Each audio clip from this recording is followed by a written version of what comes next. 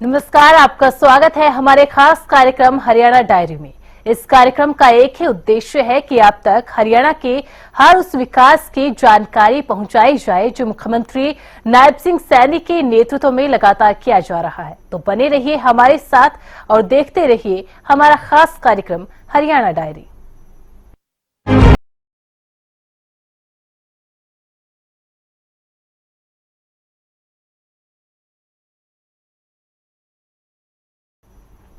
विकसित हरियाणा के 4 स्तंभों के विकास के लिए लगातार काम कर रही प्रदेश सरकार ने अब छात्रों को अच्छी शिक्षा उपलब्ध कराने के लिए कई सराहनीय कदम उठाए हैं। चाहे मेडिकल कॉलेजों की सौगात हो या फिर एससी और ओबीसी समाज के बच्चों के लिए छात्रवृत्ति योजनाएं। रिपोर्ट देखिए।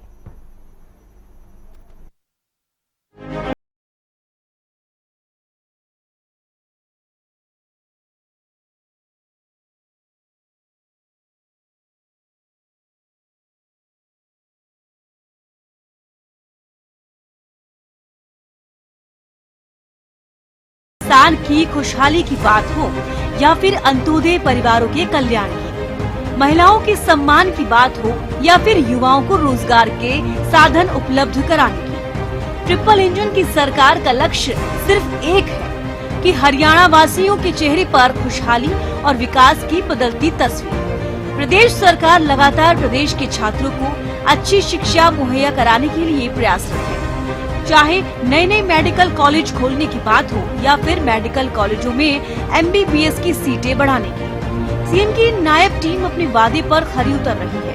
सीएम ने वादा किया है कि आने वाले समय में हरियाणा प्रदेश के अंदर एमबीबीएस की 3,485 सीटें हो जाएंगी। ये भी बताना चाहता हूँ कि कांग्रेस के समय के अंदर जो पीजी की सीटें थी वो 289 थी और हमने उनको बढ़ा करके 881 की है और गति से हम बढ़ा रहे हैं। आज मैं इस बात की इस पवित्र भूमि से मैं ये घोषणा भी करता हूं कि आने वाले 3-4 सालों में हरियाणा प्रदेश के अंदर एमबीबीएस की 3,485 सीटें हो जाएंगी, ये और बढ़ जाएंगी।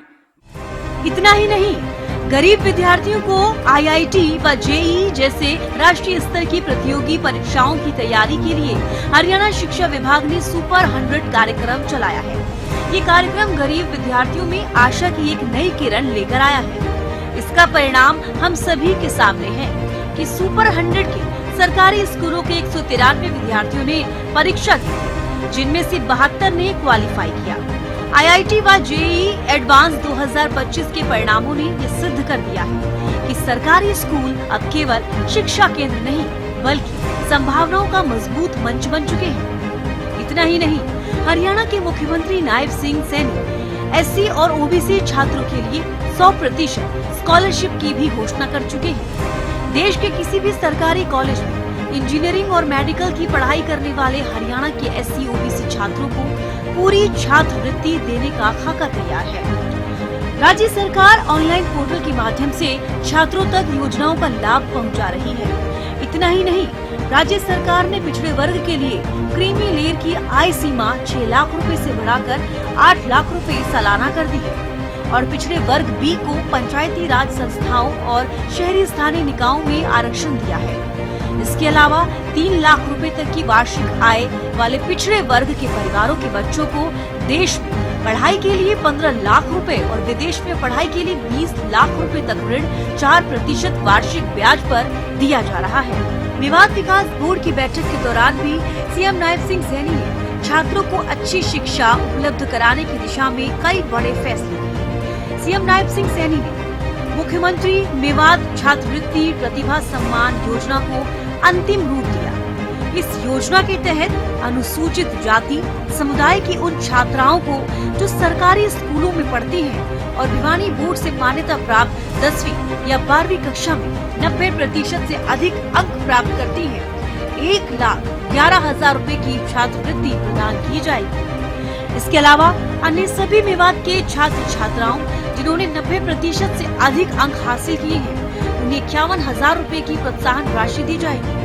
सीएम सैनी ने घोषणा की कि मेवात मॉडल स्कूल के निगरानी का जिम्मा मेवात विकास अभिकरण को सौंपा गया है। ये निर्णय शिक्षा की गुणवत्ता को और बेहतर करने के लिए लिया गया है। इसके अतिरिक्त 2022 में विवाद मॉडल स्कूलों को शिक्षा विभाग में शामिल करने के बाद अब इन स्कूलों की निगरानी जिला उपायुक्त और मंडल उपायुक्त करेंगे। हर 10 किलोमीटर के दायरे में मॉडल संस्कृति स्कूल स्थापित करने की योजना को भी बल दिया गया। गरीब परिवार का बच्चा भी अच्छी शिक्षा हासिल कर सके, इस उद्देश्य के साथ सरकार ने निजी स्कूलों के लिए भी कड़े निर्देश जारी किए। हरियाणा में नए शैक्षणिक सत्र की शुरुआत से ही शिक्षा विभाग का एक्शन मोड में आ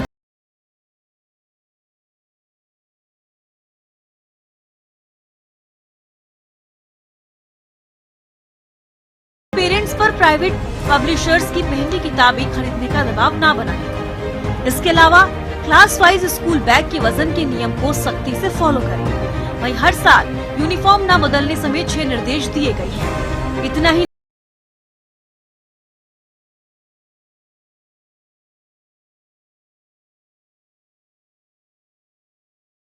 मोबाइल नंबर जारी करने को कहा गया था। एक शिक्षित समाज किसी भी देश और प्रदेश के विकास और प्रगति का आधार होता है। हरियाणा का हर बच्चा शिक्षित हो और 2047 तक हरियाणा विकसित हो। सरकार की ओर चलाई गई ये योजनाएं इन तमाम संकल्प को साकार करने में मील का पत्थर साबित होंगी। मुख्यमंत्री नायब सिंह सैनी के कुशल नेतृत्व में हरियाणा प्रदेश लगातार विकास की ओर अग्रसर है। ऐसे में हरियाणा का हर वर्ग सरकार के कार्यों से काफी संतुष्ट नजर आ रहा है, क्योंकि हरियाणा सरकार का एक ही मकसद है कि प्रदेश के अंतिम व्यक्ति का विकास किया जा सके। फिलहाल हमारे खास कार्यक्रम हरियाणा डायरी में आज के लिए बस इतना ही। आप देखते रहिए हरियाणा न्यूज।